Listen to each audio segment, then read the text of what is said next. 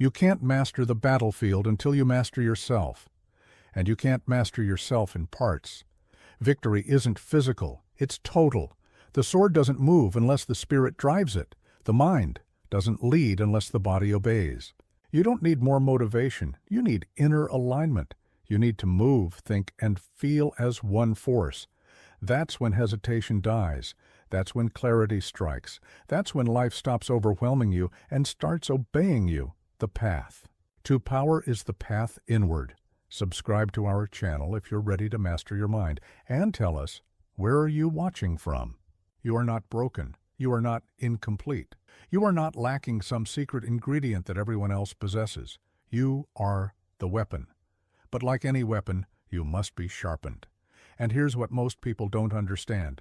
You cannot sharpen one edge while leaving the others dull. The body without the mind is brute force without direction. The mind without the spirit is knowledge without fire. The spirit without the body is passion without form. Most men live divided. They train their bodies but neglect their minds. They educate their minds but ignore their spirits. They feel deeply but act weakly. This is why they fail. This is why they remain ordinary. Musashi knew better. He understood that the sword master who could cut down 60 men in a single battle was not just skilled with steel. He was unified, complete, whole. Your body is not separate from your mind. Your mind is not separate from your spirit. They are one system, one machine, one force that either works in harmony or falls apart in conflict. Look at your life right now. Where are you divided? Where are you fighting yourself? You want to be disciplined, but your body craves comfort. You want to think clearly, but your emotions cloud your judgment. You want to act decisively, but your spirit lacks conviction. This internal war is what keeps you stuck. This is what keeps you weak. The way forward is not to choose sides. The way forward is to unite the sides. When Musashi walked into combat, he didn't just carry a sword, he was the sword. His body moved with perfect form because his mind commanded it. His mind stayed calm because his spirit was unshakable. His spirit remained strong because his body was prepared. You must become the same, not just in combat, but in life. Every challenge you face is asking the same question. Are you united or divided? Are you one force or three forces fighting each other? The businessman who succeeds doesn't just have a good strategy. His body has the energy to execute. His mind has the clarity to adapt. His spirit has the fire to persist when others quit. The athlete who dominates doesn't just have talent. Her mind stays focused under pressure. Her spirit drives her through pain. Her body responds with precision.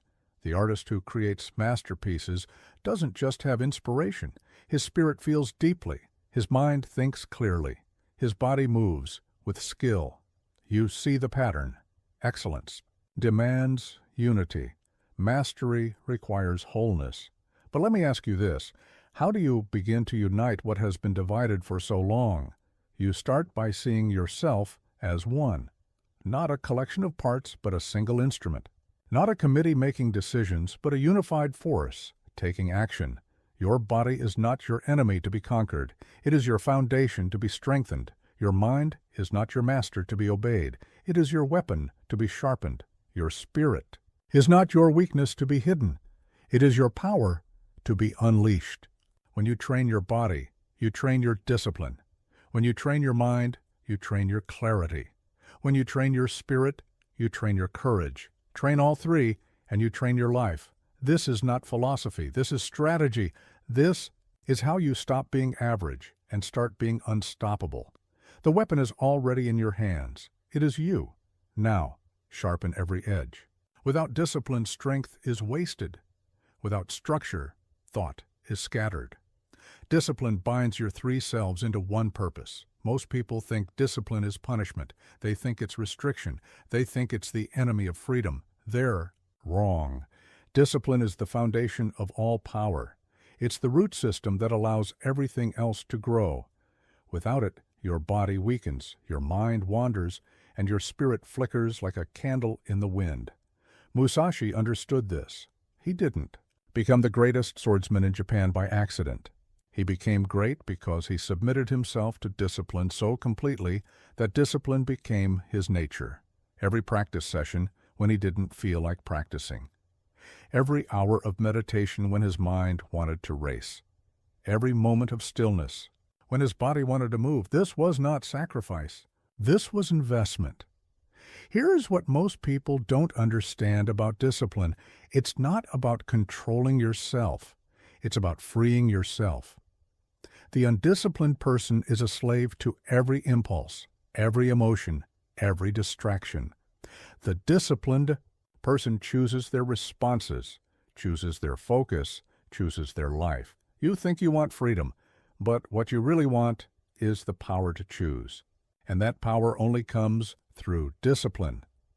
Look at your morning. Do you choose when to wake up, or does your bed choose for you? Do you choose what to think about, or do your worries choose for you? Do you choose how to spend your energy, or do your habits choose for you? If you're not choosing, you're being chosen. If you're not leading yourself, you're being led. If you're not disciplined, you're being controlled by everything else. Discipline is the practice of alignment. It's training your body to obey your mind, training your mind to serve your spirit, training your spirit to pursue what matters most. But discipline is not just about doing what you should do. It's about becoming someone who naturally does what should be done. It's not willpower that fights against your nature. It's willpower that transforms your nature. Musashi didn't wake up every day forcing himself to train. Training became who he was. He didn't battle the urge to be distracted. Focus became his default state. He didn't struggle to stay committed. Commitment became his identity. This is the difference between discipline as effort and discipline as evolution. One is exhausting. The other is empowering. Most people fail at discipline because they try to change everything at once. They declare war on their entire lives and wonder why they lose every battle. You don't build discipline by fighting it. You build discipline by practicing it. Start small, start simple. Start today.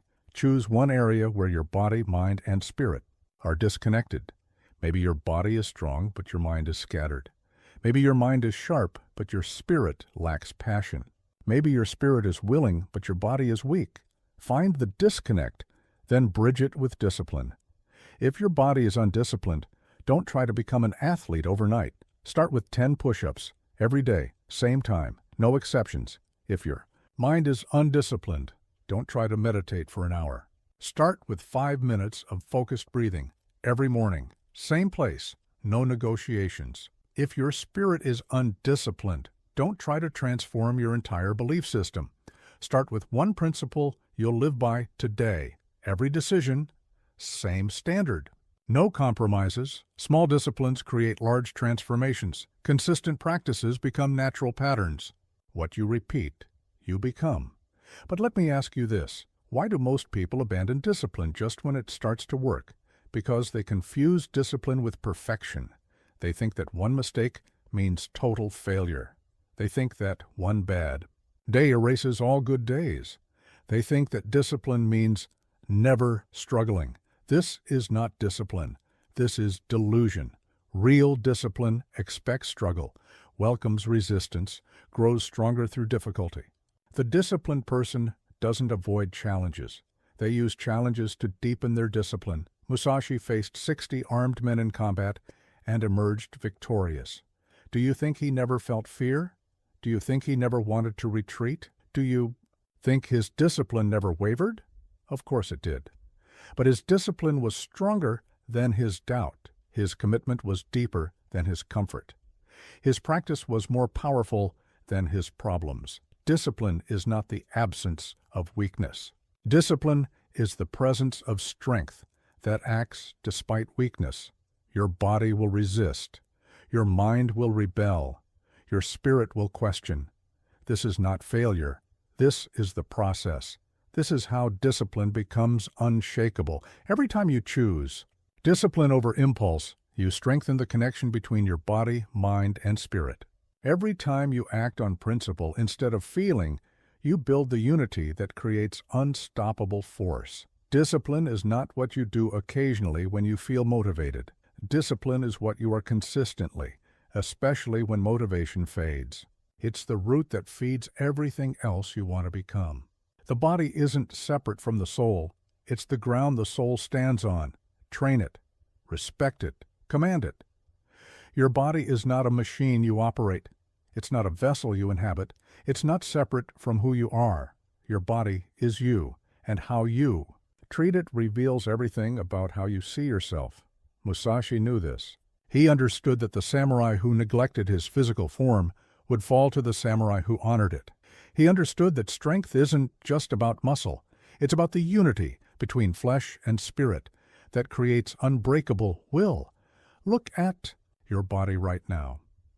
What does it tell you about your relationship with yourself? Is it strong or weak, alert or sluggish, ready or reluctant? Your body is broadcasting the truth about your inner condition. It's showing you whether you're united or divided, whether you're committed or compromised. Most people treat their bodies like enemies to be conquered or burdens to be endured. They push through pain without purpose. They ignore signals without wisdom. They demand performance without preparation. This is not strength. This is stupidity. The warrior respects his body because he understands its role. It's not just the tool that carries out his will, it's the foundation that makes will possible. A weak foundation collapses under pressure. A strong foundation supports everything built upon it. Your body is your first discipline. It's where you learn to command or be commanded. It's where you discover whether you can be trusted to keep promises to yourself. When you say you'll wake up early but stay in bed, you're not just being lazy. You're teaching yourself that your word means nothing. When you say you'll exercise but make excuses, you're not just skipping a workout. You're programming yourself for compromise. But when you honor commitments to your body, something different happens. You begin to trust yourself. You begin to believe in your power. You begin to expect victory instead of accepting defeat.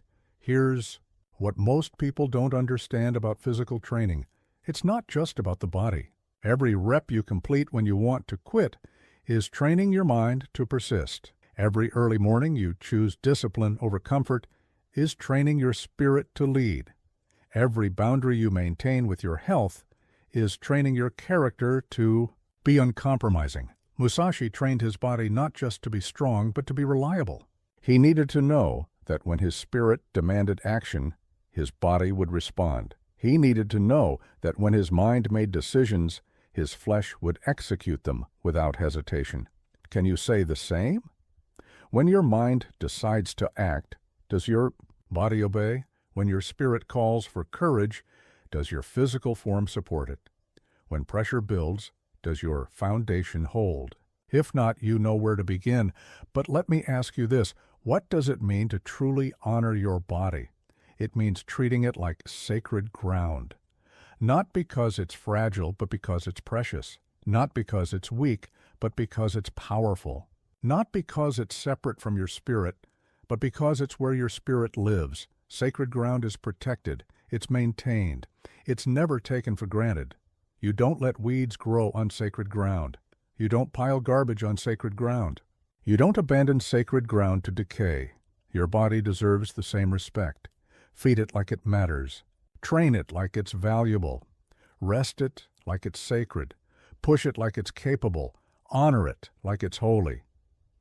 This is not vanity. This is strategy. This is how you build the physical foundation that can support any dream, weather any storm, and execute any vision. The undisciplined body sends messages of weakness to the mind. The neglected body broadcasts limitation to the spirit, but the honored body communicates strength to every part of your being. It says, we are capable, we are ready, we are unbreakable. Physical training is spiritual training. Movement is meditation. Strength is prayer. Every time you choose to honor your body over your comfort, you're worshiping at the altar of your potential. Musashi understood that the battlefield isn't just external. The first battle is always internal. It's the battle between who you are and who you could become, between what you feel like doing and what you need to do, between your current limitations and your future possibilities. Your body is where this battle is won or lost. When you can command your body, you can command your life. When you can discipline your flesh, you can discipline your destiny. When you can honor your physical form, you can honor every commitment you make. This is not about becoming perfect. This is about becoming integrated. This is about uniting your physical reality with your mental vision and spiritual conviction. Start today. Start now. Your body is waiting for you to treat it like what it is. Sacred ground where miracles are grown and victories are born. Honor it, train it, command it, and watch how everything else in your life begins to respond with the same strength, the same discipline, the same unshakable power. Your body is the battlefield. Make sure you win. Thought is a weapon, but emotion dulls it. Learn to think cleanly, act quickly, and sever hesitation before it grows. Your mind is the sharpest weapon you possess. But like any blade, it can be dulled by misuse, rusted by neglect, or rendered useless by contamination. Most people's minds are contaminated, clouded by emotion, confused by noise, compromised by doubt. They think they're thinking, but they're really just feeling. They believe they're analyzing, but they're really just reacting. Musashi knew better. He understood that in battle, the mind that remains clear wins. The mind that stays sharp cuts through confusion. The mind that thinks without interference, acts without hesitation. This is not about becoming emotionless. This is about becoming precise. This is about learning to think like a blade cuts, cleanly, directly, without wasted motion. Look at your mind right now. What's happening in there? Is it clear or cluttered, focused or scattered, sharp or dull? Most minds are like rooms that haven't been cleaned in years. Thoughts pile up like debris. Worries accumulate like dust. Old grievances sit in corners like forgotten furniture. New anxieties get stacked on top of old ones until there's no room to move, no space to think, no clarity to act. The warrior's mind is different. It's like a perfectly organized armory. Every thought has its place. Every decision has its purpose. Every mental process serves the mission. Here's what most people don't understand about mental discipline. It's not about having no thoughts. It's about choosing which thoughts to follow. It's not about feeling nothing. It's about not letting feelings make your decisions. Your emotions are information, not instructions. They tell you what's happening inside you, but they don't tell you what to do about it. Your mind's job is to receive that information and decide how to respond. But when emotion drives the mind instead of informing it, thinking becomes impossible. Fear makes you see threats that don't exist. Anger makes you attack problems that don't matter. Excitement makes you chase opportunities that aren't real. The disciplined mind uses emotion as fuel, not as guidance. It feels the fear but thinks through the danger. It acknowledges the anger but analyzes the situation. It enjoys the excitement but evaluates the opportunity. Musashi faced death in every battle. Do you think he never felt fear? Of course he did. But he didn't let fear think for him. He felt the fear, gathered the information it provided, and then made his decision based on strategy, not emotion. This is the difference between reactive thinking and responsive thinking. Reactive thinking is emotion wearing the mask of logic. Responsive thinking is clarity using emotion as data. But let me ask you this. How do you develop this kind of mental discipline? You start by observing your thoughts instead of being driven by them. You notice when emotion is trying to hijack your thinking. You catch yourself before confusion becomes decision. Most people live inside their thoughts like prisoners in their own cells. They believe every thought that comes to mind. They follow every emotional impulse. They assume that whatever they're thinking must be true. The disciplined mind is different. It watches thoughts like a guard watches prisoners. It questions every assumption. It tests every conclusion. It refuses to be controlled by the very thing it's supposed to control. This is not about becoming cold or calculating. This is about becoming clear and capable. This is about thinking like a master instead of reacting like a slave. When faced with a problem, the emotional mind asks, "How do I feel about this?" The disciplined mind asks, "What needs to be done?" When confronted with a challenge, the emotional mind says, "This is too hard."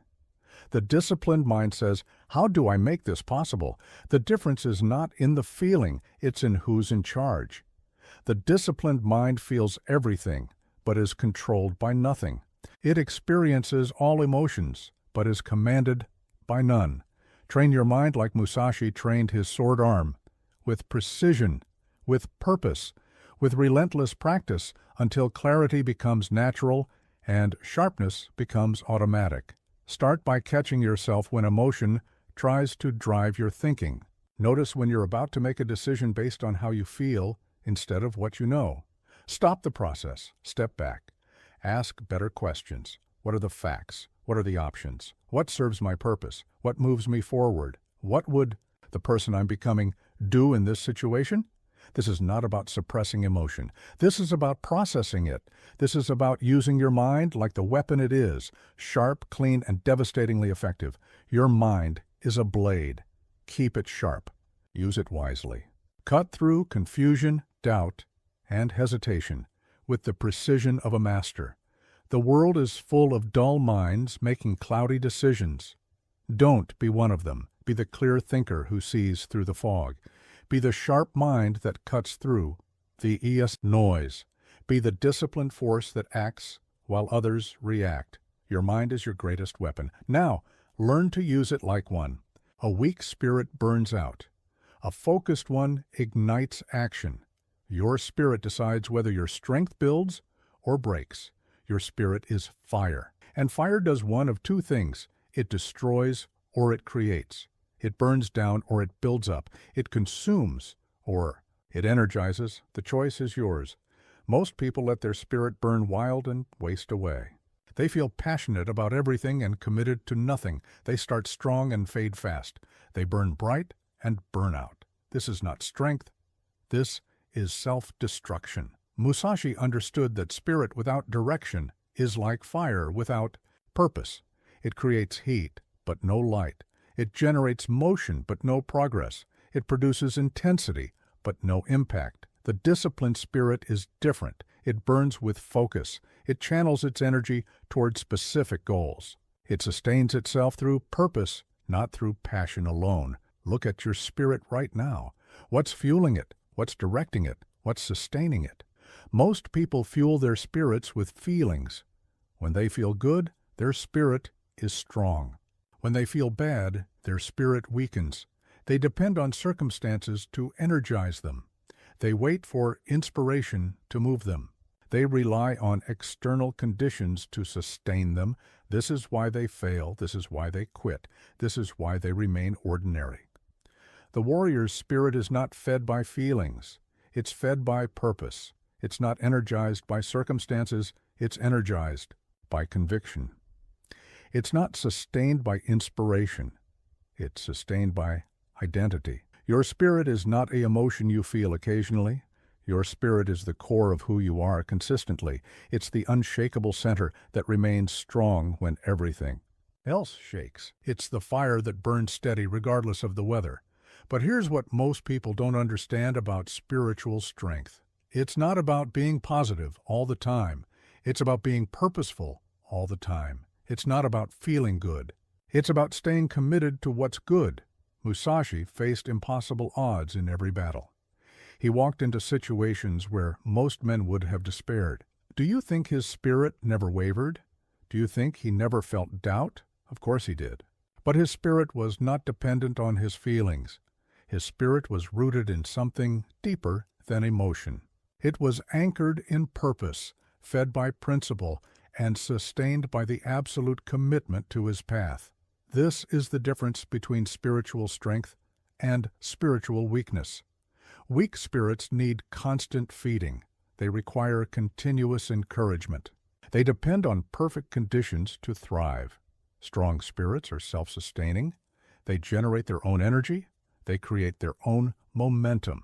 They maintain their own fire regardless of external conditions. But let me ask you this.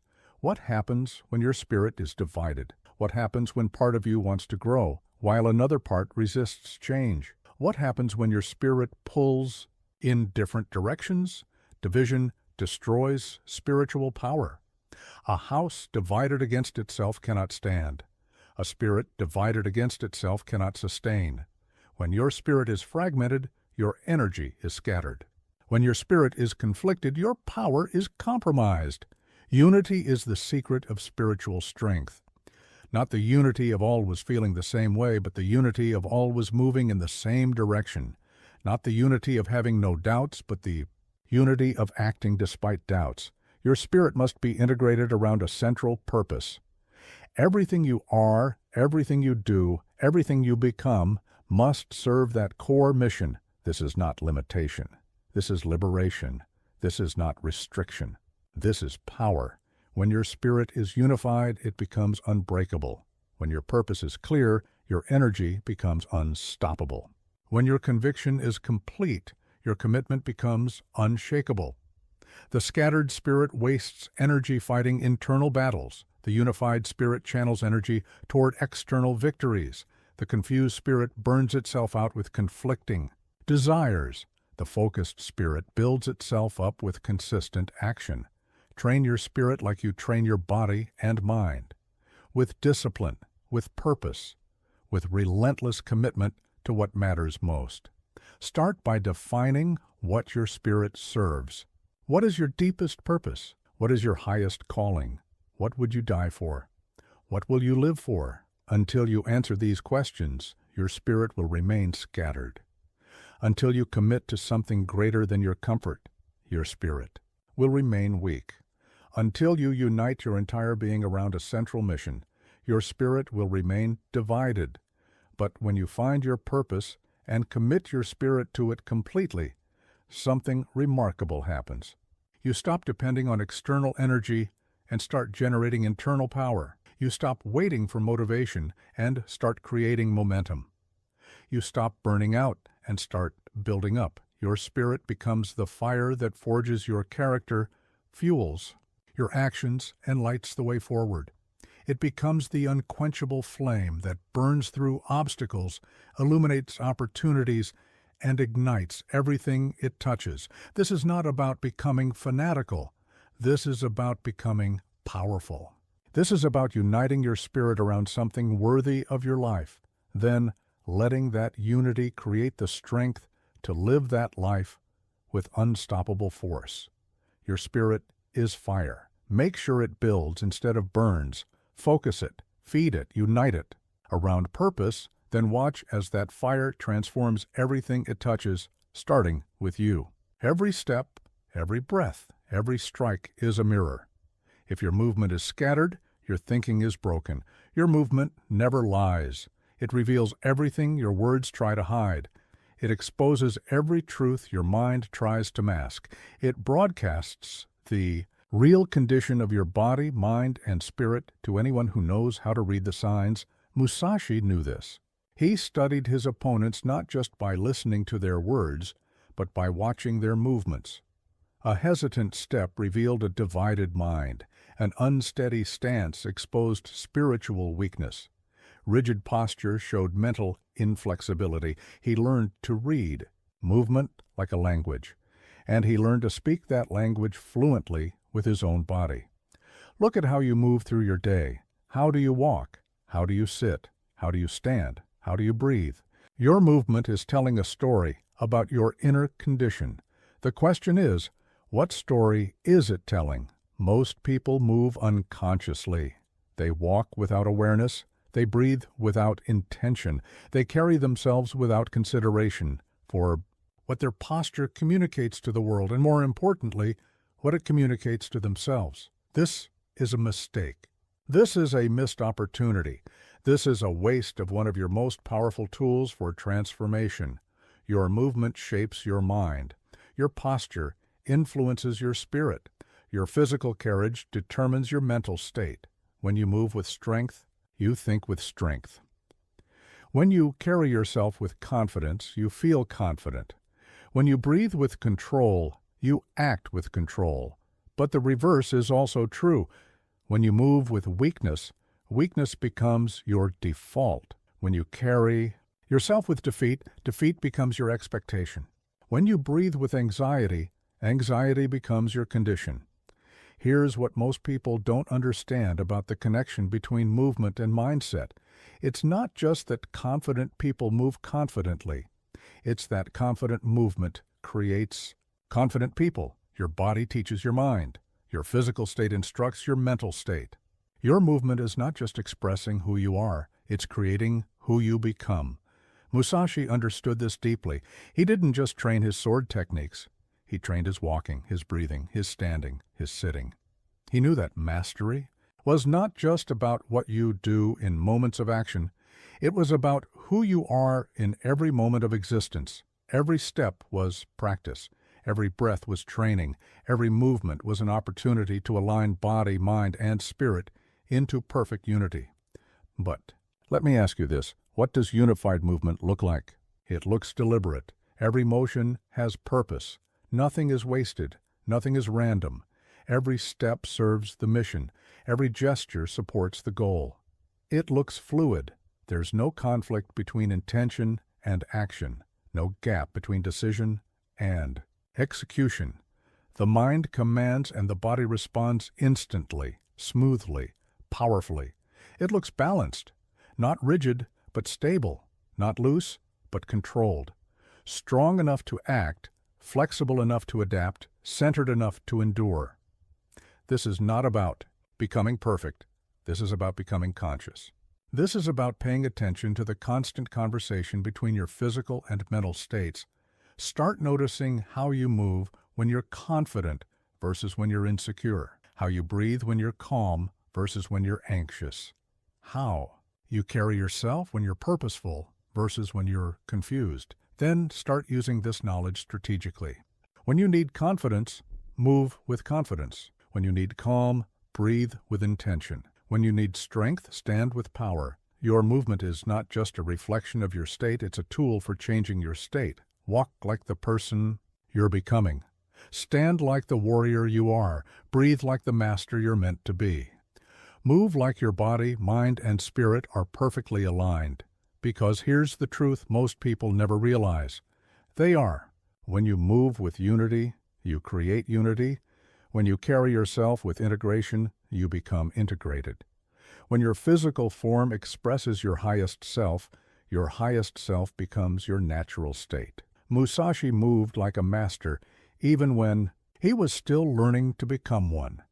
He carried himself like a warrior, even in moments of doubt. He breathed like an enlightened being, even when confusion clouded his mind. This was not pretense. This was practice. This was training his entire system to operate at the level he intended to reach.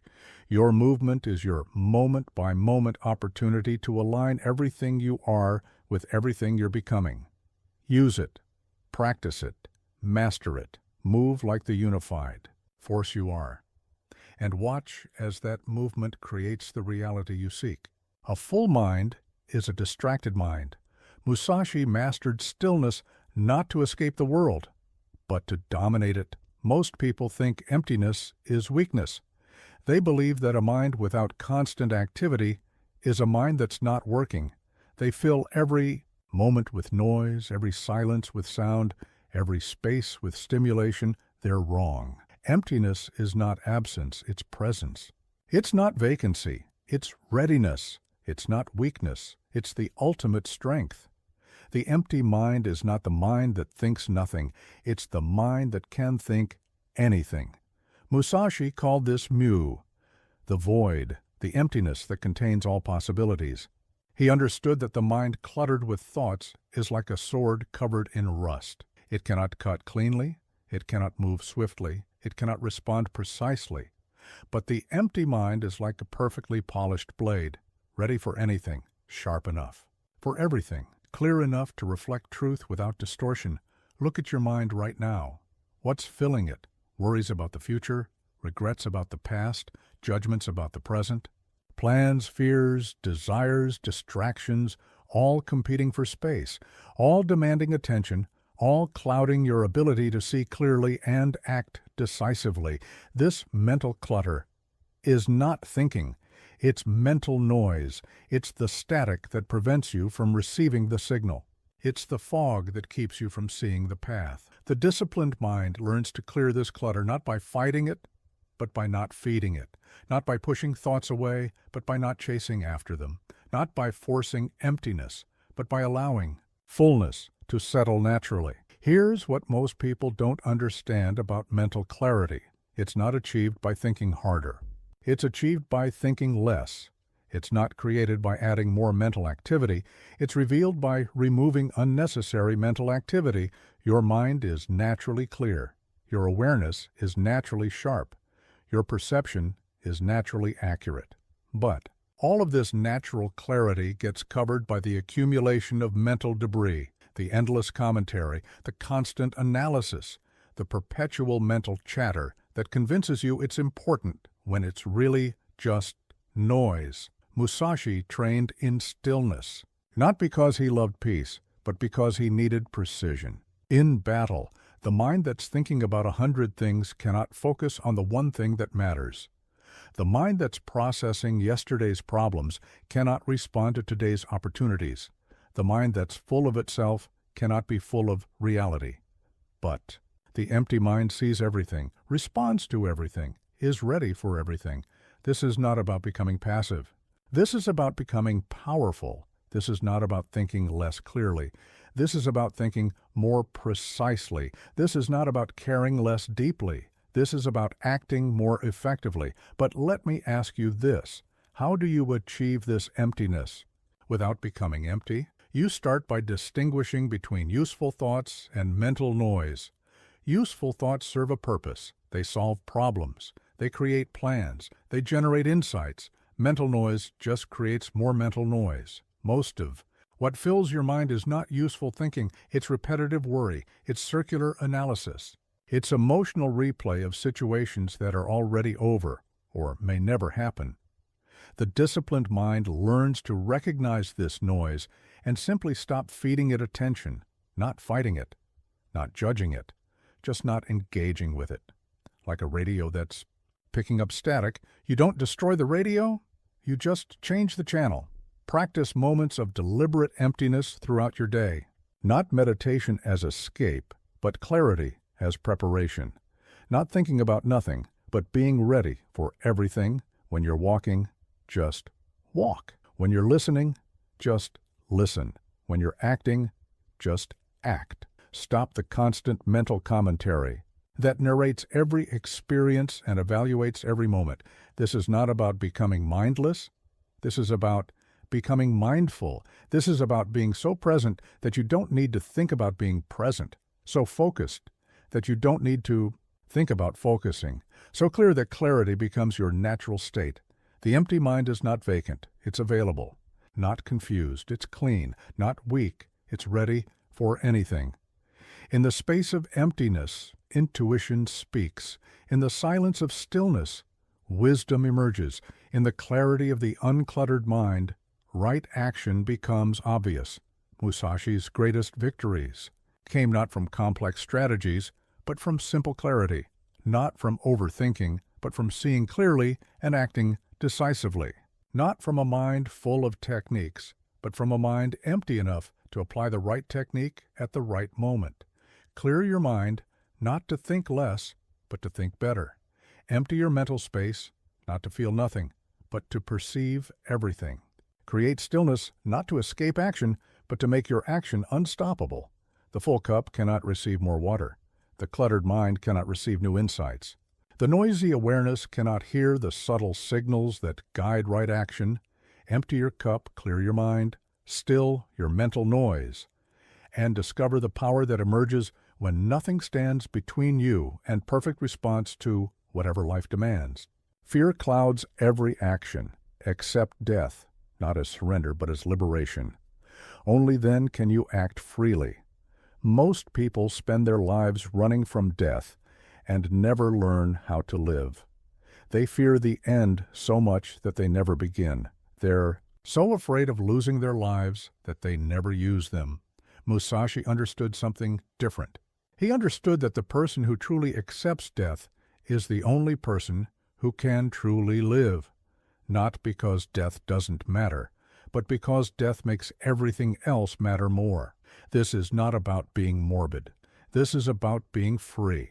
This is not about giving up on life. This is about refusing to waste it. When you truly accept that your time is limited, every moment becomes precious. When you truly understand that your days are numbered, every day becomes significant. When you truly embrace that nothing lasts forever, everything that happens now becomes urgent. Most people think about death and become paralyzed. Musashi thought about death and became liberated. He carried death with him like a faithful companion, not as a source of fear, but as a source of clarity. Here's what most people don't understand about the relationship between death and life. The person who ignores death lives small. The person who fears death lives scared, but the person who accepts death lives large. Look at your fears right now. What holds you back? What keeps you small? What prevents you from taking the risks necessary to live the life you really want? If you're honest, most of your fears are really just fear of death wearing different masks. Fear of failure is fear of the death of your ego. Fear of rejection is fear of the death of your image. Fear of change is fear of the death of your current identity. But when you accept that everything dies, including your ego, your image, your current identity, these fears lose their power over you. When you understand that clinging to what's temporary only creates suffering, letting go becomes liberation. Musashi walked into every battle knowing he might not walk out. Do you think this made him weaker or stronger? Do you think this made him more careful or more decisive? Do you think this made him less committed or more committed? The warrior who accepts death fights without hesitation. The person who embraces impermanence acts without delay. The one who understands that nothing lasts forever refuses to waste time on what doesn't matter. This is not recklessness. This is the ultimate responsibility. When you know your time is limited, you become incredibly careful about how you spend it. When you understand that your energy is finite, you become very selective about where you invest it. But let me ask you this. What would you do differently if you knew you only had 1 year to live? What would you stop doing? What would you start doing? What would you say? What would you risk? What would you finally commit to? The person living with death in mind doesn't wait for permission to live fully, doesn't postpone important conversations, doesn't delay meaningful action, doesn't waste energy on petty concerns. They live with urgency but not panic, with intensity but not anxiety, with commitment but not attachment. They give everything to the moment because they understand the moment is all they truly have. Death is not your enemy, it's your teacher. It's not your destroyer, it's your motivator. It's not your ending, it's your beginning of real life. When you stop running from death, you stop running from life. When you accept the temporary nature of everything, you stop taking anything for granted. When you embrace the reality of endings, you start making beginnings that matter. This changes everything. Your priorities become clear. Your decisions become easy. Your actions become powerful. You stop wasting time on what doesn't matter and start investing everything in what does. You stop living for other people's approval and start living for your own purpose. You stop delaying important conversations and start speaking truth immediately. You stop postponing your dreams and start building them today. The knowledge of death is not meant to make you afraid, it's meant to make you alive. Not paranoid, but present. Not defeated, but determined. Musashi didn't become great despite knowing he could die at any moment.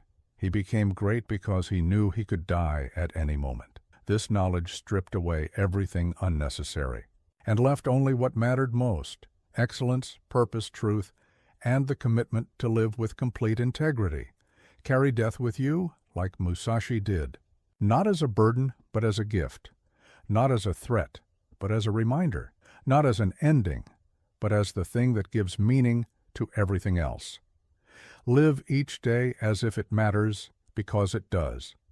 Act each moment as if it counts, because it does.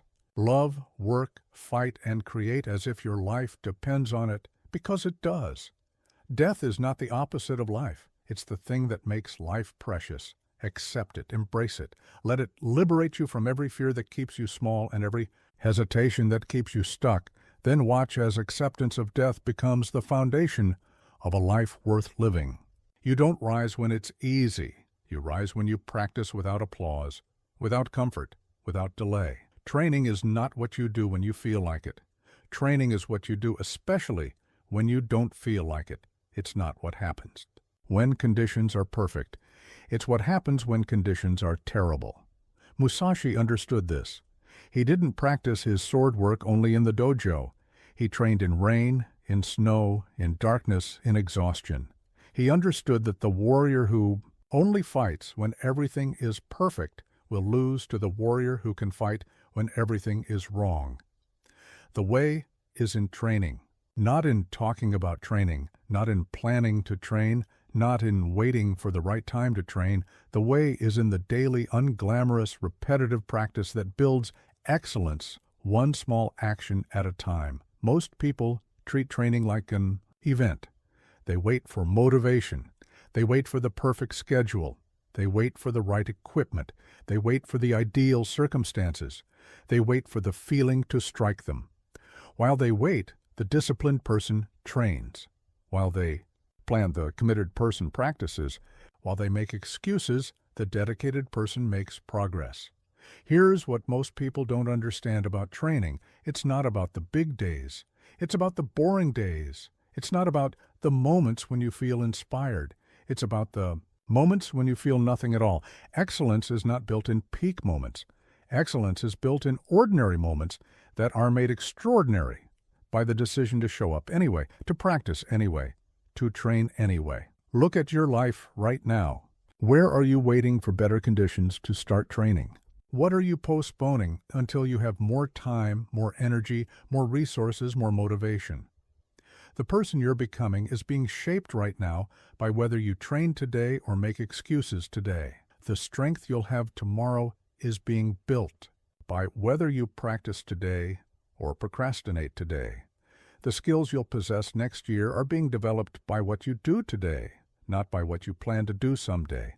But let me ask you this. What does it mean to train always, everywhere, without excuse? It means treating every moment as an opportunity to practice something. Every conversation as training for better communication. Every challenge as training for greater resilience. Every setback as training for stronger comeback. It means finding ways to improve even when circumstances are not ideal, especially when circumstances are not ideal. The obstacles don't stop your training. They become your training. Musashi trained his patience by waiting without complaining. He trained his focus by meditating in noise. He trained his balance by walking on uneven ground. He trained his precision by practicing in poor light. He didn't wait for perfect conditions. He used imperfect conditions to become perfect. This is the difference between people who make excuses and people who make progress. Excuse makers wait for everything to be right. Progress makers use whatever resource is available right now. No gym. Train with your body weight. No time for a full workout. Train for 10 minutes. No energy for complex routines. Train with simple movements. No motivation to push hard. Train at whatever level you can maintain. The goal is not perfection. The goal is consistency. The goal is not to train perfectly every day. The goal is to train imperfectly but continually, because here's what happens when you train always, everywhere. Without excuse, training becomes who you are, not just what you do. Excellence becomes your default setting, not your occasional achievement. Growth becomes your natural state, not your temporary condition. Most people want to be excellent, but they don't want to train for excellence. They want to be strong, but they don't want to practice strength. They want to be disciplined, but they don't want to do disciplined things when discipline is hard. This is why they remain ordinary. This is why they never reach their potential. This is why they look at masters like Musashi and think they must have some special gift, some natural talent, some genetic advantage. The only advantage masters have is the willingness to train when others won't, to practice when others rest, to improve when others make excuses, to show up when others stay home. Your training doesn't have to be dramatic. It doesn't have to be perfect. It doesn't have to be convenient. It just has to be consistent. Train your body when you don't feel strong. Train your mind when you don't feel sharp. Train your spirit when you don't feel motivated. This is when training matters most. This is when growth happens. This is when character is built. The way is not in the destination. The way is in the journey. And the journey is made of 10,000 ordinary moments when you choose to train instead of choosing to quit. Musashi became a master not because he had one perfect training session, but because he had thousands of imperfect ones. Not because he practiced when everything was ideal, but because he practiced when nothing was ideal. The way is in training. Start now. Start where you are. Start with what you have. Train always, everywhere, without excuse. The person you're becoming is watching to see what you choose. Excellence is transferable. Master the sword, and you can master the brush. Master stillness, and you can master conflict. Most people try to master everything and end up mastering nothing.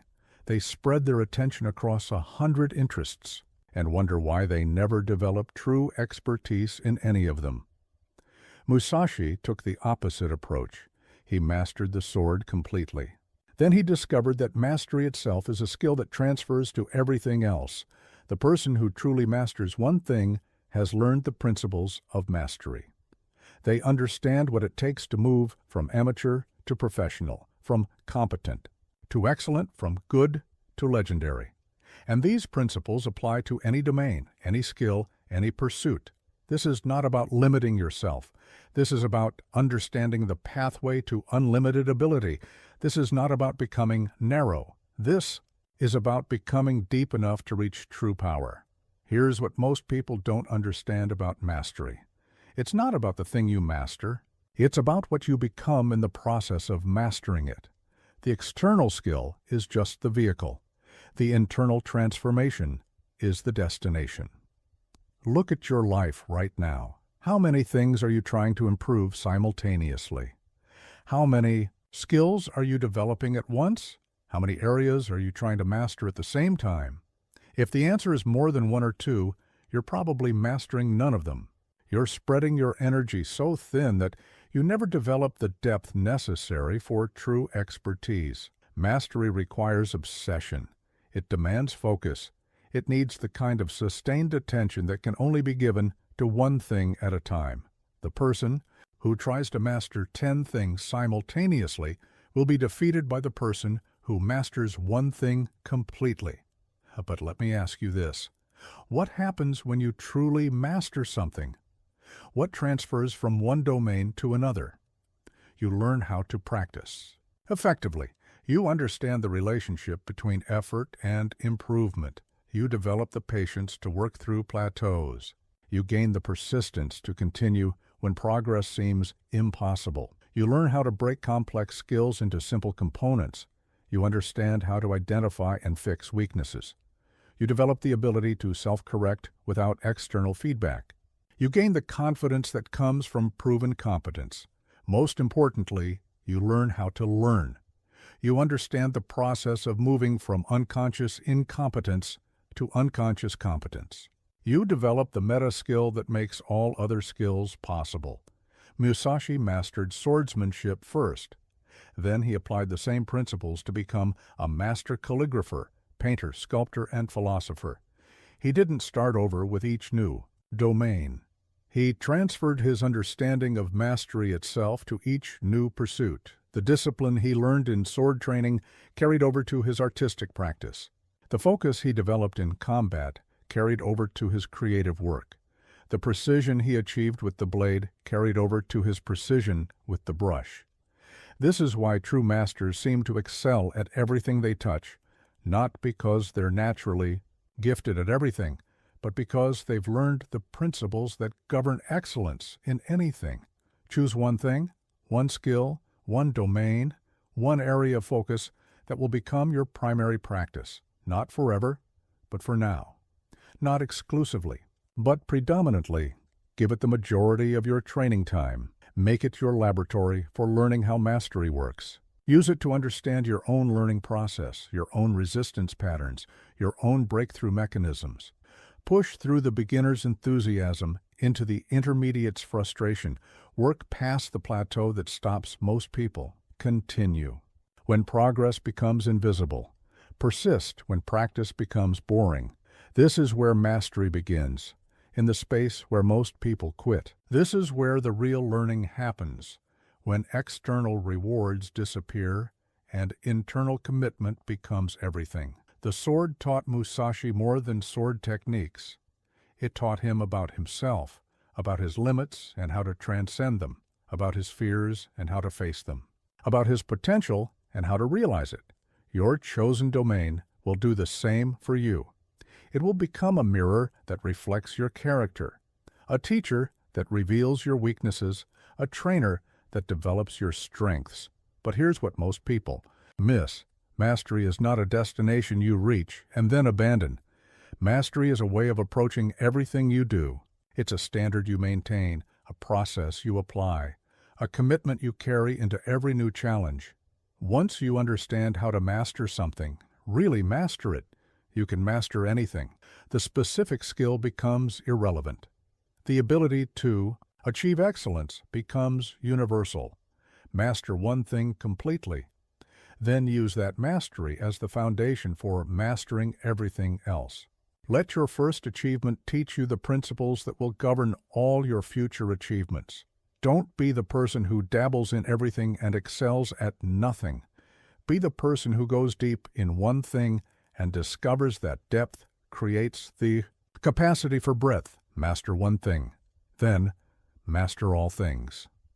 The path to unlimited ability begins with the commitment to complete excellence in a single domain. The question is not whether you can do it. The question is what you will choose to master first. You're not one person at work and another at home. Fragmentation is weakness. Unity is invincibility. Most people live fragmented lives. They have a work self and a home self, a public face and a private face, a mask for friends and a different mask for family. They think they're being adaptable, but they're actually being weak. Musashi lived as one integrated person in every situation. The warrior who trained in solitude was the same person who interacted with others. The swordsman who faced death in battle was the same man who created art in peace. The master who taught students was the same individual who learned from experience. This is not about being inflexible. This is about being authentic. This is not about refusing to adapt to different situations. This is about bringing your whole self to every situation. When you live as fragments, you waste enormous energy maintaining different identities. You exhaust yourself trying to remember which version of yourself you're supposed to be in each situation. You weaken your core by constantly shifting who you are based on who you're with. Here's what most people don't understand about authenticity. It's not about being the same in every situation. It's about being true to your core principles in every situation. It's not about never adapting. It's about adapting while maintaining your essential identity. Look at your life right now. How many different versions of yourself do you maintain? How much energy do you spend managing these different identities? How often do you feel like you're performing instead of simply being? The fragmented person says one thing and thinks another, believes one thing and does another, values one thing and pursues another. They create internal conflict that drains their power and external confusion that undermines their influence. But the integrated person aligns their thoughts, words, and actions. Their beliefs and behaviors match. Their private character and public persona are the same. What you see is what you get, and what you get is someone you can trust completely. This creates enormous power. When you're not wasting energy maintaining multiple identities, all that energy becomes available for achieving your goals. When you're not conflicted internally, you can focus entirely on external challenges. But let me ask you this. What does it mean to live as oneself in all roles? It means your core principles don't change based on your environment. The integrity you maintain with your family is the same integrity you maintain with your colleagues. The honesty you practice with friends is the same honesty you practice with strangers. It means your standards don't fluctuate based on who's watching. You don't have one set of values when you're alone and another set when you're in public. You don't compromise your character for convenience or comfort. It means your commitment to growth remains constant, regardless of your role. Whether you're leading or following, teaching or learning, working or relaxing, you bring the same dedication to excellence, the same openness to improvement, the same commitment to your path. Musashi was a warrior in everything he did, not because he was always fighting, but because he always brought the warrior's mindset, discipline, focus, commitment, honor, to every activity. When he painted like a warrior. When he wrote like a warrior. When he taught like a warrior. This doesn't mean you become rigid or one-dimensional. It means you become consistent and reliable. People know what to expect from you because you know what to expect from yourself. The integrated person is predictable in their principles but flexible in their methods, consistent in their character but adaptable in their approach, stable in their core but dynamic in their expression. This creates trust. When people know you're the same person in every context, they can trust you completely. When they know your principles don't change based on convenience, they can rely on you absolutely. But, more importantly, you can trust yourself. You don't have to worry about which version of yourself will show up in any given situation. You don't have to manage multiple identities or remember which mask you're supposed to wear.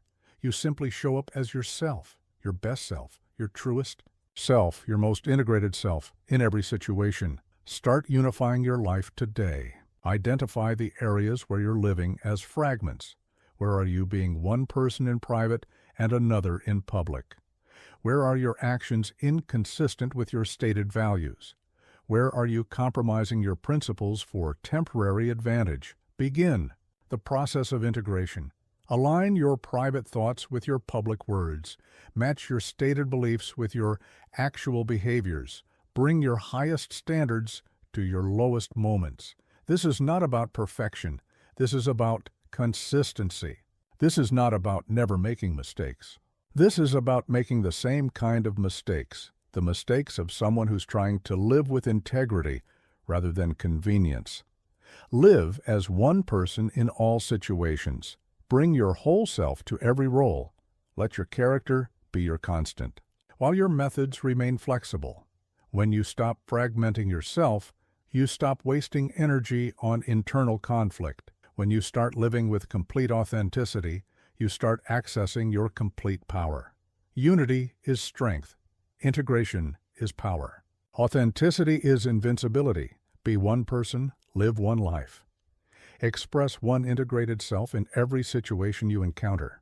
Rigidity breaks under pressure. Flow bends and destroys. Strength lies in adaptability, not resistance. Most people think strength means being hard. They think power means being inflexible. They think winning means overwhelming force applied without variation. They lose to people like Musashi, who understood that true strength is fluid. Real power adapts to circumstances. Ultimate victory comes from being like water, soft enough to flow around obstacles, powerful enough to carve through stone. This is not about being weak. This is about being smart. This is not about giving up easily. This is about winning efficiently. Rigidity is fragile. The oak tree that refuses to bend breaks in the storm. The sword that's too hard shatters on impact. The mind that can't adapt gets defeated by changing circumstances. But flexibility is resilient. The reed that bends in the wind survives the hurricane. The blade that's properly tempered bends without breaking. The mind that adapts overcomes whatever it encounters. Musashi mastered this principle completely. He could be aggressive when aggression was needed, defensive when defense was required, patient when patience was strategic, decisive when decision was crucial. He wasn't locked into one approach, one strategy, one way of being. He could shift instantly from one mode to another based on what the situation demanded. His strength wasn't in his rigidity. It was in his ability to be appropriate to the moment. Here's what most people don't understand about fluidity. It's not about being indecisive. It's about being responsive. It's not about lacking conviction. It's about expressing conviction in the most effective way possible. Look at your approach to challenges right now. When things don't go according to plan, do you adapt or do you force? When circumstances change, do you adjust your methods or do you double down on approaches that are no longer working? The rigid person has one tool for every problem. When that tool doesn't work, they try to use it harder. When harder doesn't work, they get frustrated. When frustration doesn't work, they give up. But the fluid person has multiple approaches to every challenge. When one method doesn't work, they try another. When direct assault fails, they try indirect approach. When force doesn't succeed, they try finesse. This is not about lacking principles. This is about applying principles flexibly. Your core values remain constant, but your methods remain variable. Your destination stays the same, but your route adapts to the terrain. But let me ask you this. How do you develop this kind of adaptive strength? You start by releasing attachment to specific methods. You care deeply about your goals, but hold lightly to your plans. You're committed to success, but flexible about the path to success. You practice responding instead of reacting. Reacting is automatic, rigid, predictable. Responding is conscious, fluid, strategic. The reactive person does the same thing regardless of circumstances. The responsive person does the appropriate thing based on circumstances. You develop multiple capabilities, so you have multiple options. The fighter who only knows how to punch loses to the fighter who can punch, kick, grapple, and wrestle. The thinker who only knows one perspective loses to the thinker who can see from multiple angles. Musashi didn't just master one sword technique, he mastered every sword technique. Then he mastered fighting with two swords. Then he learned to fight. With anything, fans, brushes, sticks, he could adapt to any weapon, any situation, any opponent. This gave him ultimate strategic flexibility. He wasn't dependent on perfect conditions to perform perfectly. He could win under any circumstances because he could adapt to any circumstances. The same principle applies to every area of life. The business leader who only knows one management style fails when circumstances require different leadership. The athlete who only has one way of playing loses when opponents neutralize that approach. The person who only has one way of solving problems gets stuck when that method doesn't work, but the adaptive person thrives in any environment. They can lead when leadership is needed and follow when following serves better. They can compete when competition is required and collaborate when cooperation is more effective. This is the ultimate strength, not the power to force your will on every situation, but the wisdom to align your approach with what each situation demands. Practice fluidity in small things before you need it in big things. When your usual route to work is blocked, take it as training in adaptation. When your preferred approach to a problem doesn't work, see it as practice in flexibility. When people don't respond the way you expect, use it as education in responsiveness. Develop multiple skills, multiple perspectives, multiple approaches to achieving your goals. Don't just have plan A, have plans B, C, and D. Don't just know one way to communicate. Learn multiple ways to connect with different types of people. The water doesn't fight the rock, it flows around it. But over time, the flowing water carves through the solid stone. The fluid approach doesn't win through force. It wins through persistence, patience, and the power of finding the path of least resistance that leads to maximum impact. Be like water in your methods. Be like stone in your purpose. Flow around obstacles while maintaining your direction. Adapt your approach while preserving your intention. Move like water, fluid, responsive, unstoppable. Strike like stone, solid, decisive, devastating. This is the combination that creates invincible strength. Rigidity breaks. Fluidity endures. Force exhausts itself. Flow finds a way. Be fluid. Be strong. Be unstoppable. Pride clouds progress. Frustration ruins form.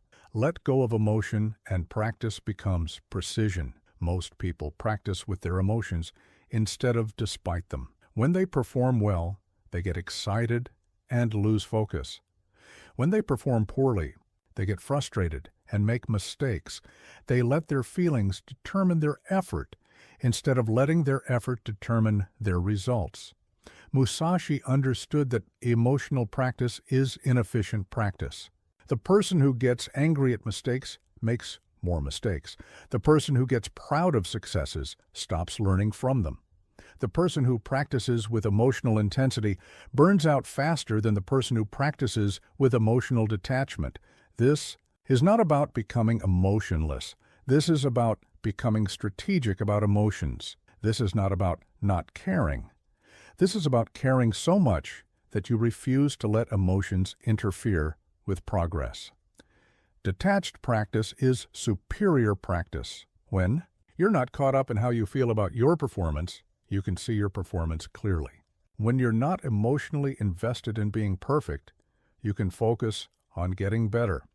Here's what most people don't understand about the relationship between emotion and improvement. Emotions make you practice harder, but detachment makes you practice smarter. Intensity feels productive, but precision actually is productive. Look at your practice right now.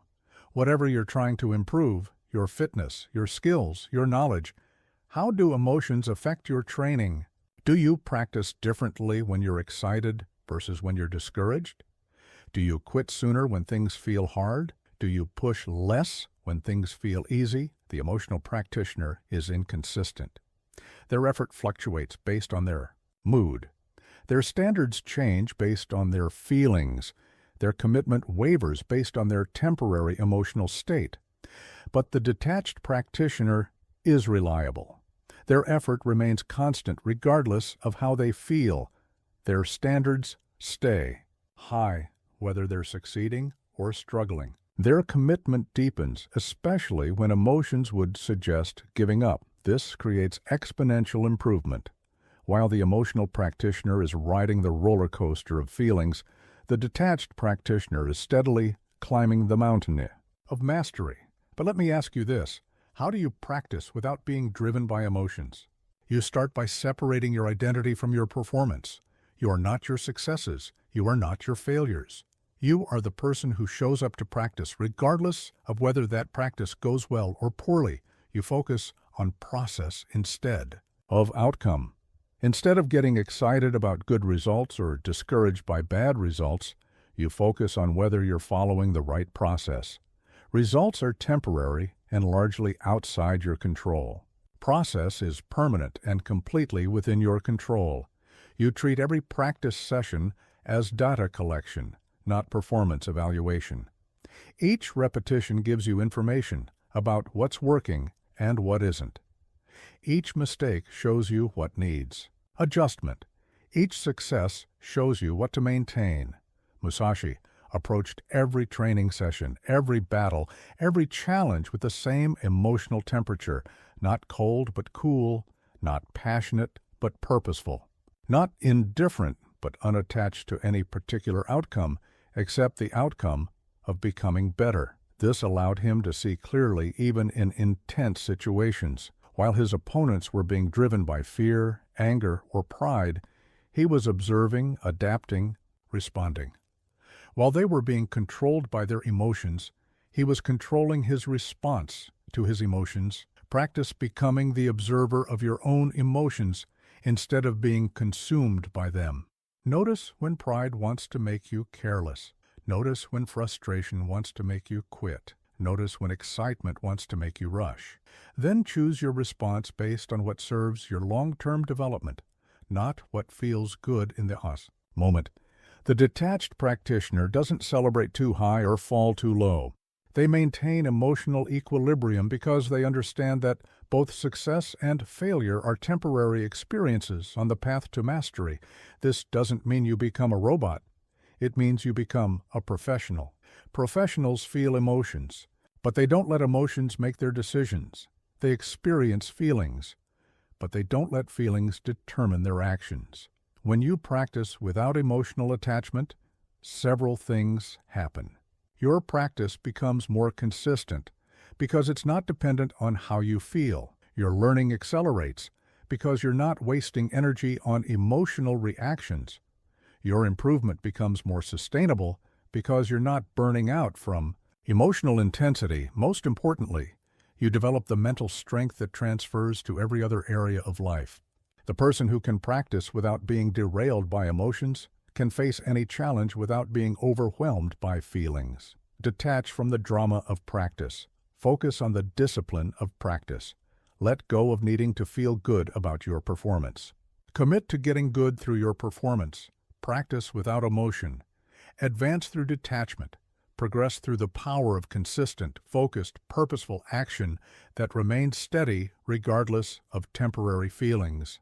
This is how masters are made, not through emotional intensity, but through emotional intelligence applied to relentless practice.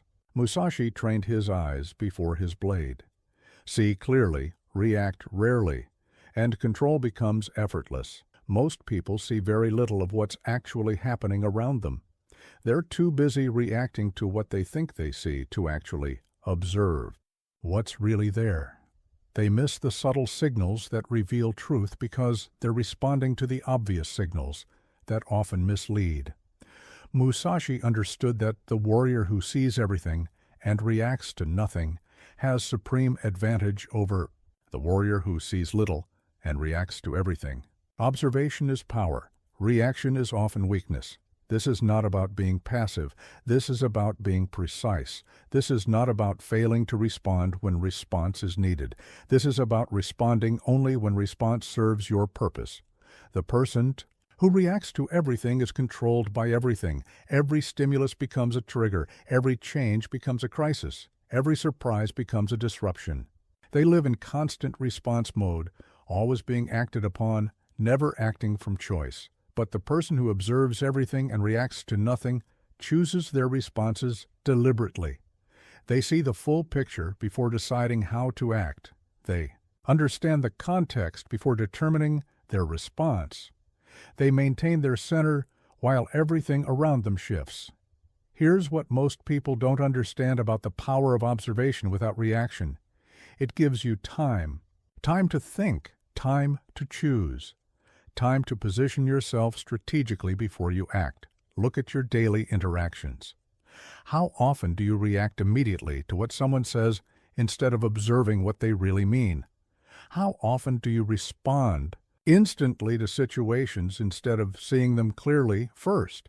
How often do you let external events trigger automatic responses instead of choosing conscious actions? The reactive person is predictable. Push their buttons and they respond. Create pressure and they buckle. Present challenges and they panic. They've given control of their behavior to anyone who knows how to manipulate their triggers, but the observant person is unreadable. They watch, they listen, they notice, but they don't automatically respond. They gather information before they act. They understand before they engage. They see the full game before they make their move. This creates enormous strategic advantage. While others are revealing their intentions through their reactions, you're concealing your intentions through your stillness. While they're being controlled by circumstances, you're controlling your response to circumstances. But let me ask you this. What should you observe? What deserves your attention without demanding your reaction? Everything. The way people speak. When they think no one important is listening. The patterns that repeat in your own behavior when you're under stress. The subtle changes in environment that signal larger shifts coming. Most people only pay attention to what's dramatic, obvious, or immediately relevant to them. They miss the quiet signals that reveal the most important information. They ignore the small changes that indicate big transformations approaching. Musashi watched his opponents' breathing patterns, their stance shifts, their eye movements, their energy levels. He could read their intentions before they acted on them because he observed details that others missed. This level of observation requires tremendous discipline. It means paying attention when nothing dramatic is happening. It means noticing patterns instead of just events. It means seeing systems instead of just situations. Practice expanding your observation without expanding your reactions. Notice more. Respond to less. See the full picture before you decide how to act within it. Start with yourself. Observe your own patterns without immediately trying to change them. Notice your own triggers without automatically avoiding them. Watch your own responses without instantly judging them. Then expand to your environment. Notice the rhythms of the people around you. Observe the cycles in your work, your relationships, your circumstances. See the subtle indicators that predict larger changes. The power is not in reacting faster. The power is in seeing more clearly. The advantage is not in responding to everything.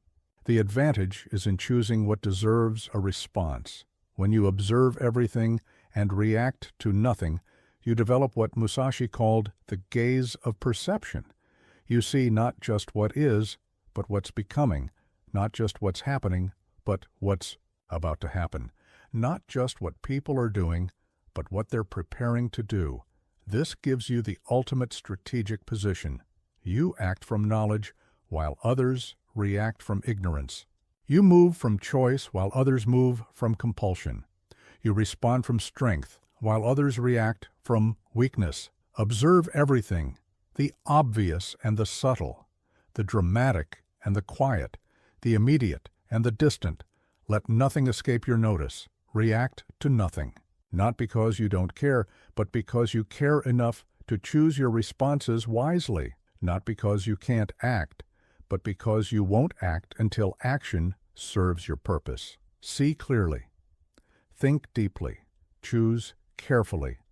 Act decisively. This is the path to effortless control, not of others, but of yourself. Not of circumstances, but of your response to circumstances. Observe everything. React to nothing. And watch as clarity becomes power. Don't chase what feels good. Chase what strengthens you. A life ruled by feeling is a life that falters. Most people live by their preferences. They do what feels comfortable. They choose what seems pleasant. They pursue what appears easy. They follow their feelings instead of following their principles. Then they wonder why their lives lack direction, purpose, and power. Musashi lived by principle, not because principles felt good, but because principles created good. Not because principles were comfortable, but because principles were reliable. Not because principles were easy, but because principles were effective. There's a fundamental difference between preference-based living and principle-based living. Preferences change based on mood, circumstances, and temporary feelings. Principles remain constant regardless of how you feel, what's happening around you, or what would be more convenient in the moment. This is not about becoming rigid or joyless. This is about becoming powerful and purposeful. This is about building a life that works instead of a life that merely feels good temporarily. Here's what most people don't understand about the relationship between principles and preferences. Principles create the foundation that makes lasting satisfaction possible. Preferences without principles create temporary pleasure, followed by long-term problems. Look at your recent decisions. How many were based on what you wanted to do versus what you knew you should do? How many were guided by what felt good in The moment versus what would be good for your future. How many followed your impulses versus your integrity? The preference-driven person is inconsistent. Their choices fluctuate based on their feelings. Their standards change based on their circumstances. Their commitments waver based on their moods. They're reliable only when being reliable feels good. But the principle-driven person is dependable. Their choices align with their values regardless of their feelings. Their standards remain high, regardless of their circumstances. Their commitments deepen especially when maintaining them feels difficult. This creates compounding power. While the preference-driven person is starting over repeatedly, the principle-driven person is building momentum consistently. While one wastes energy changing direction constantly, the other accumulates energy by moving in the same direction persistently. But let me ask you this. What's the difference between living principles that serve you and following rules that restrict you? Principles are chosen. Rules are imposed. Principles emerge from your deepest understanding of what creates lasting success and satisfaction. Rules come from external authorities who may not understand your situation or your goals. Principles are flexible in application, but constant in essence. You can apply the principle of honesty in different ways depending on the situation, but you never compromise the core commitment to truth. Rules are rigid in application, but often arbitrary in essence. Principles serve your highest good even when they conflict with your immediate desires. Rules may serve someone else's interests even when they conflict with your legitimate needs. Musashi's principles were simple but profound. Commit completely to your path. Act with total integrity. Pursue continuous improvement. Accept full responsibility for your results. These principles guided every decision, every action, every response. When faced with a choice between comfort and growth, his principles chose growth. When tempted to take shortcuts that compromised his standards, his principles chose integrity. When circumstances made it easier to quit than continue, his principles chose persistence. This is not about following someone else's principles. This is about discovering and living your own. This is about identifying the fundamental truths that govern success in your domain and aligning your life with those truths. Start by identifying your core principles. What do you believe creates lasting success? What values do you want to govern your decisions? What standards do you want to maintain regardless of circumstances? Then, start living by those principles instead of your preferences. When your principle says train but your preference says rest, follow your principle. When your principle says speak truth but your preference says tell people what they want to hear, follow your principle. This is difficult at first because principles often conflict with immediate comfort.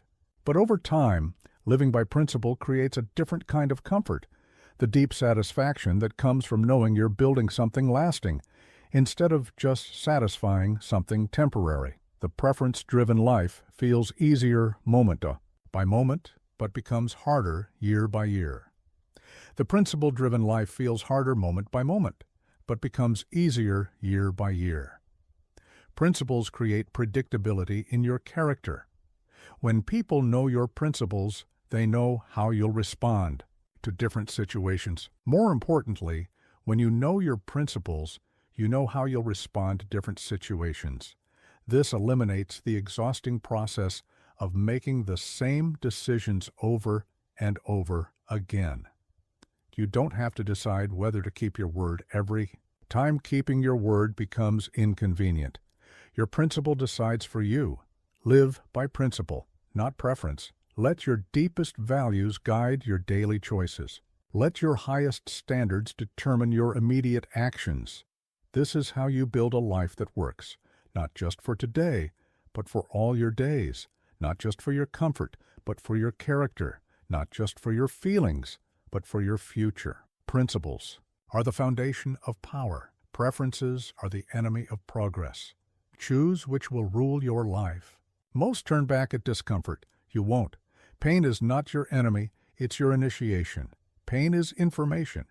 It tells you something important is happening, something is changing, something is being challenged, something is growing. Most people treat pain as a stop sign. They feel discomfort and immediately retreat. They encounter resistance and assume they're going in the wrong direction. They experience difficulty and conclude they should quit. Musashi understood pain differently. He saw it as a signal that he was approaching something significant. Not a warning to stop, but a notification that he was entering territory where real transformation happens. This is not about seeking pain for its own sake.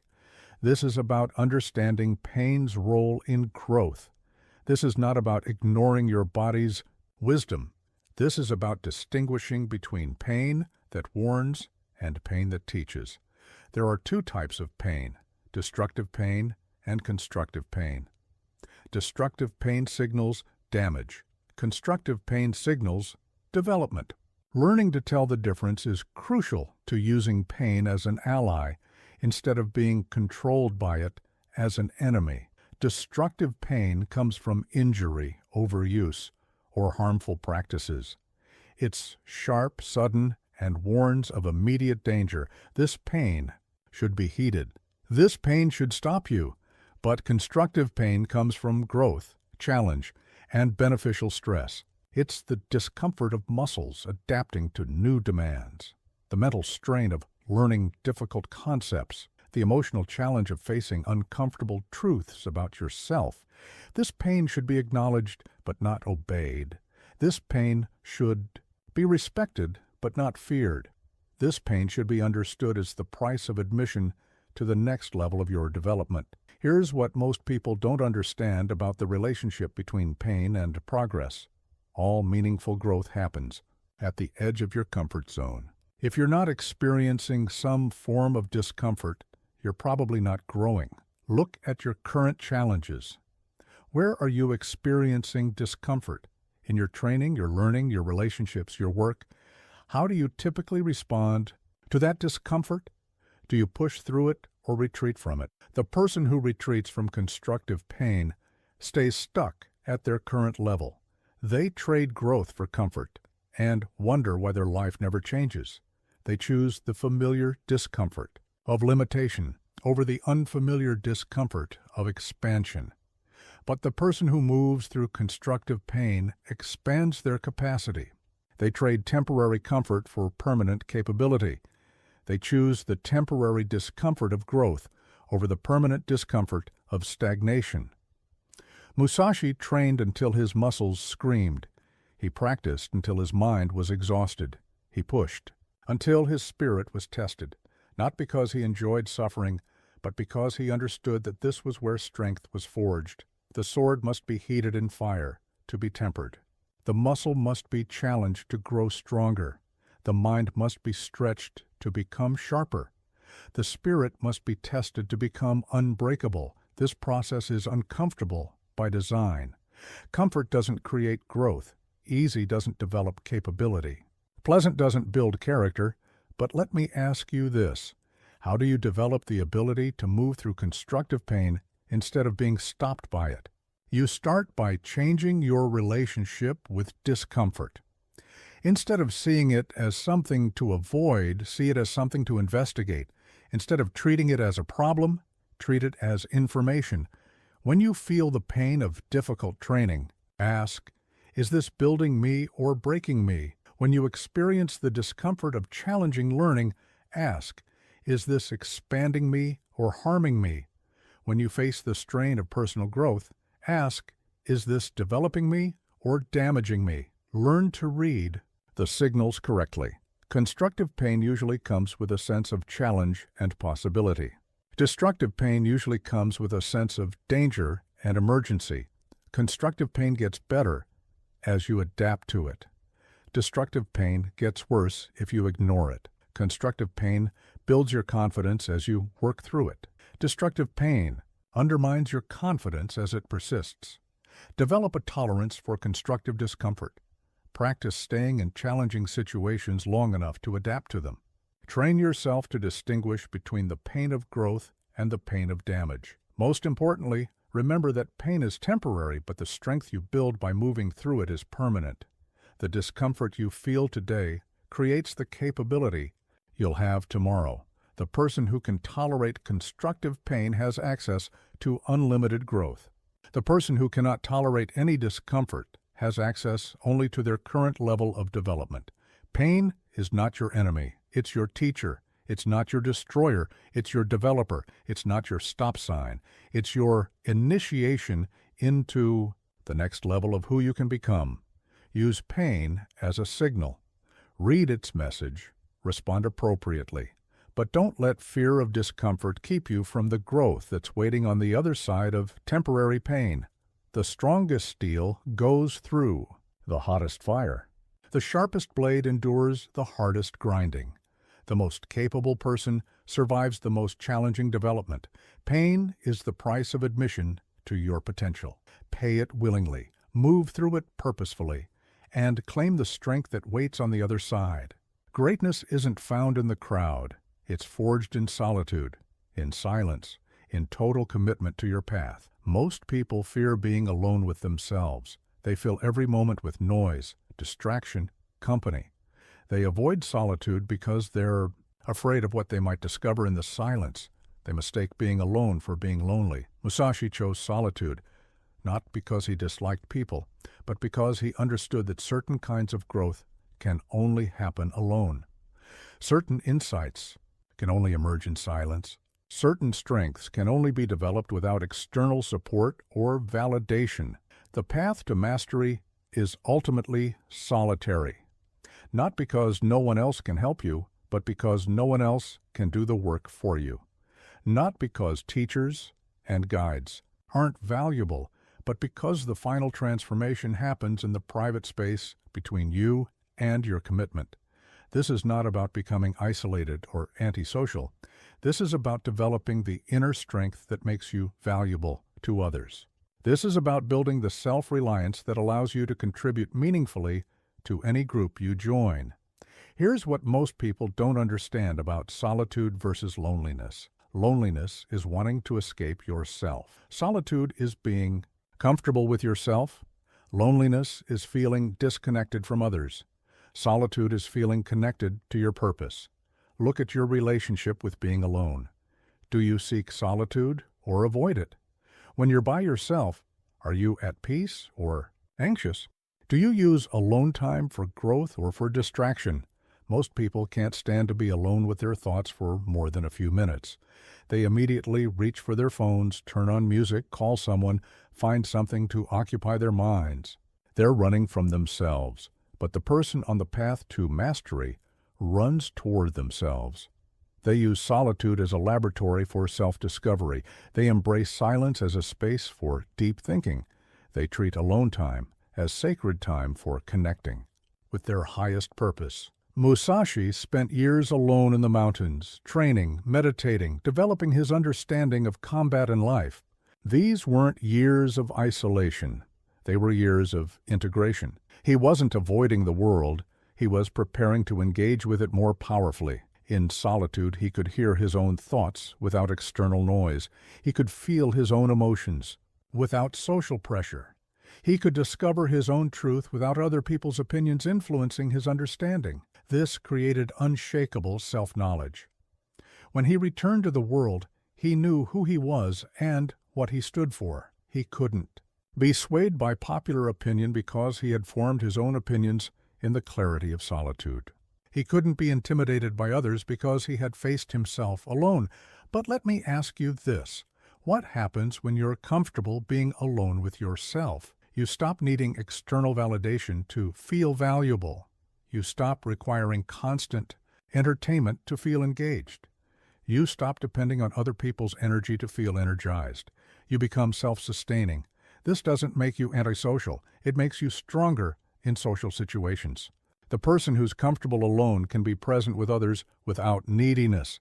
They can listen without constantly planning what to say next. They can contribute without trying to prove their worth. They join groups from strength, not from weakness. They connect with others from choice, not from desperation. They engage with the world from their center, not from their insecurities. Solitude teaches you things that no amount of social interaction can teach. It shows you who you are when no one is watching. It reveals what you really think when you don't have to manage other people's reactions. It exposes what you actually want when you're not influenced by what others expect. This self-knowledge is the foundation of authentic power. You can't lead others effectively until you can lead yourself. You can't contribute meaningfully to others until you understand your own value. You can't love others fully until you're comfortable with yourself. Practice solitude deliberately, not as escape from the world, but as preparation for engaging with the world more powerfully. Use alone time for reflection, planning, training, creating, activities that build your capacity to contribute. Develop comfort with silence, comfort with your own thoughts, comfort with your own company. This is not selfishness. This is self-development that serves everyone around you.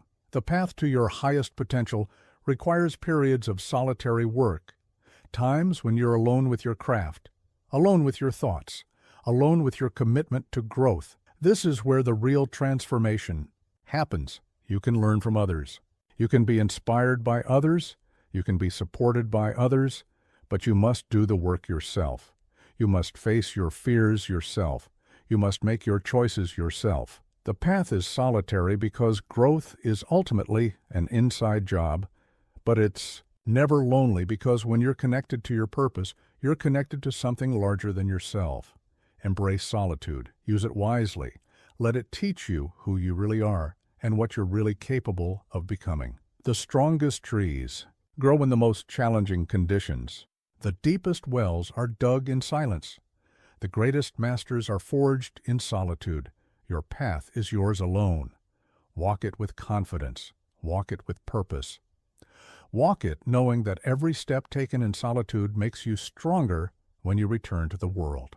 This is the final form. No conflict within, no hesitation without. You move as one. You act as one. You win as one. Everything you've learned, everything you've practiced, everything you've endured leads to this moment, the integration of body, mind, and spirit into a single, unstoppable force. Most people have fragmented their entire lives.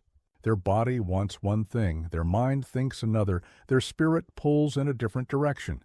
They waste enormous energy managing internal conflicts instead of channeling unified power toward external goals. But when alignment happens, when unity is achieved, when body, mind, and spirit move as one, this is when ordinary humans become extraordinary forces. This is when potential becomes reality. This is when the impossible becomes inevitable. Musashi achieved this integration completely. His body moved without hesitation because his mind was clear. His mind remained calm because his spirit was centered. His spirit stayed strong because his body was prepared. He became a perfect weapon, not through force, but through unity. This is what you've been building toward through every chapter, every principle, every practice. Not just physical strength or mental clarity or spiritual depth, but the integration of all three into seamless, unstoppable action. When body, mind, and spirit unite, several things happen that transform your entire existence. First, internal conflict disappears. You stop fighting yourself. You stop having conversations where part of you wants to act while another part resists. Your entire being moves in the same direction with the same commitment. Second, decision-making becomes effortless. When all aspects of yourself agree on your values and direction, choices become obvious. You don't waste time debating internally what you should do. You simply act from integrated wisdom. Third, your energy multiplies instead of dividing. Instead of having some energy pulling one way and other energy pulling another way, all your energy flows toward your goals. Instead of working against yourself, you work with yourself. Fourth, you become unshakable. External pressures can't destabilize you because you're stable internally. Other people's opinions can't confuse you because you're clear about your own truth. Circumstances can't derail you because you're aligned with your purpose. But let me ask you this. How do you know when true integration has been achieved? You know because acting in alignment with your values feels effortless rather than difficult. You know because your actions arise naturally from your character rather than requiring constant willpower. You know because you respond to challenges from strength rather than reacting from weakness. You know because there's no gap between who you are in private and who you are in public. No difference between what you believe and how you behave. No conflict between what you want and what you're willing to do to get it. This integration doesn't happen overnight. It's the result of consistent practice of every principle you've learned. Every time you choose discipline over impulse, you strengthen the connection between mind and body. Every time you act from principle rather than preference, you align spirit with action. Every time you observe without reacting, you integrate awareness with wisdom. But here's what most people miss about achieving this integration. It's not a destination you reach and then maintain without effort. It's a dynamic state you must continuously choose and recreate. Unity requires ongoing attention. Alignment demands persistent practice. Integration needs constant cultivation. Not because it's fragile, but because life constantly presents new challenges that test your unity and reveal areas where further integration is needed. The integrated person doesn't stop growing. They grow more efficiently. They don't stop learning. They learn more effectively.